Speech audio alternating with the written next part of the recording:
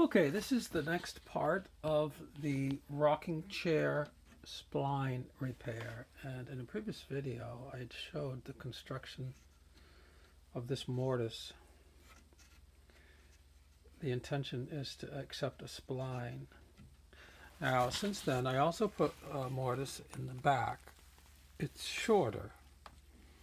It covers the lowest spot where this break is. So the break starts here at this weak spot where that tenon goes in, comes across up to where the chair went, where the chair rail or the handle, went in. So this spline is larger.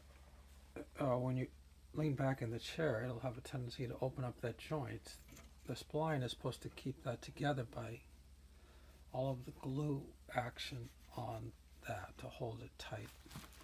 And then the back, similarly, as it bends back, that'll want to flex, and the idea is that that will hold it rigid. So I put one on both sides just because I could, and I was concerned that this repair really won't hold. Okay, now in order to facilitate this repair, I had to make a modification on that so that it slides in to give room. I'm not so much concerned about the structural integrity of this because I don't see that as an issue, whereas this, of course, is an extremely serious issue. So now my intention is to glue this up. For the spline, I've used hardwood flooring oak, red oak. Turned out I had some scraps from a hardwood flooring project, and I simply looked over them for width, and I found one of them that looked like it was just about exactly 1/4 of an inch. It actually had a very small taper to it, one end being slightly thinner, so I just picked the end which had the best match. It turned out it's pretty good. Okay, this actually had been cut on both sides. This is a rather unusual scrap. For some reason I ended up using both sides of that piece of wood now. So I have this now in such a way that I can slide it in.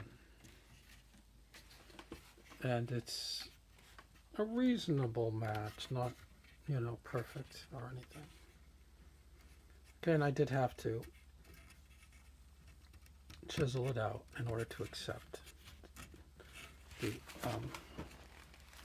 armrest, okay? Because I'm going to do the armrest all in one single glue up. After this is all glued in, then I'll worry about shaving this down, okay?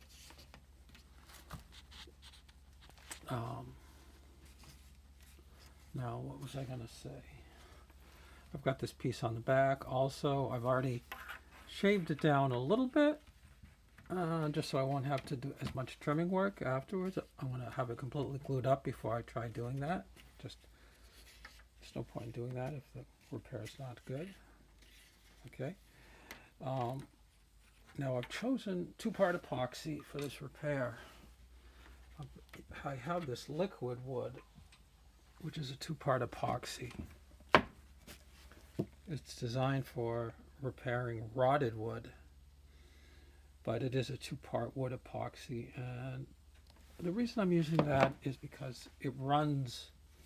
I'm going to have to pry open this joint, and I can't pry it open too wide, and I'm going to have to get my brush in there, and I want that epoxy to run and to get it on both sides completely. For some reason, for some reason I was able to prop it by doing it like that. That's actually pretty good. I need to get that more or less saturated. That's my intention. Then I will fill up all these gaps, apply it on both sides of the splines, put the spline in, and then I'll try clamping it up. And then we'll see what happens. Okay, so I'll use pause. Okay, I mixed up the epoxy. It's probably more than I need. I don't want it to run out. I can let it set up here for a few minutes. It'll thicken up a little bit. It has a relatively large working time. I mean, 5 to 10 minutes. I can let it sit for a couple of minutes. And it'll thicken a little bit, but I think would make it a little bit easier. I don't want it to run too much. Okay, I've applied the glue and I've assembled the pieces. You can see it's a little bit runny, but I've wiped it up. I'm going to now put some clamps in place in the areas where I think it's helpful to hold those pieces together on the glue joint. On the splines, I don't think clamping is really needed in those spots. Okay, I've clamped together the original split. You can see a little bit of squeeze out along the line where the break was. You should be able to see that. So I'm going to kind of clean that up as best I can. Okay, it is going to run down. It is going to thicken up. I might try, I have a lot left extra, so I could apply, and that's getting thicker, so I kind of backfilled in there for a while. Okay, let me hit pause. Okay, I put some Vaseline on the jaws of this clamp just because I realized it's going to get glued on. So I loosened it, took it off, put some Vaseline on it, and put it back on again. I also added a clamp from here diagonally to basically close this up, put some tension on that in the direction that against the opening to try to help hold that opening closed. Now the strength of this is going to depend on the bond between the splines and the wood adjacent to it. I don't know how it's going to work. Seems like it might take a miracle for this to become a rocking chair again, but we'll see. So now I think it's all glued up. I'll just wait until tomorrow and take the clamps off and see how it looks. Thanks.